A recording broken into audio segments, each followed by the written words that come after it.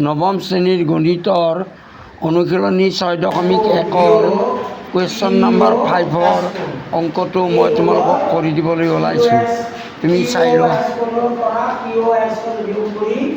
যি পাম তাৰ আধা হ'ব আৰু এছ কোণটো এতিয়া চাই লোৱা প্ৰমাণ যেহেতু কিউৰ ওপৰত লম্ব হৈ আছে গতিকে আৰ অ' কিউ কোণ সমান আৰ অ' পি কোণ সমান 90 ডিগ্ৰী কাৰণ আৰ অ' পি কিউৰ ওপৰত লম্ব। আকৌ চোৱা কিউ অ' এছ কোণ কিউ অ' এছ কোণটো কাৰ সমান কিউ অ' আৰ কোণ এই কোণটো আৰু আৰ অ' এছ কোণ এই কোণটো এই দুটা কোণৰ যোগফল হ'ব তোমাৰ কিউ অ' এছ কোণ। এতিয়া কিউ অ' আৰ কোণ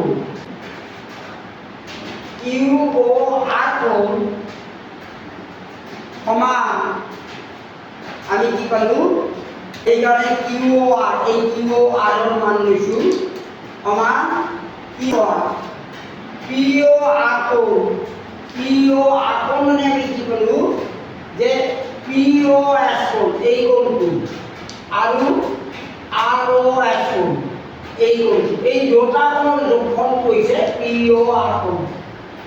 সেইকাৰণে এইটো 2 নম্বৰ।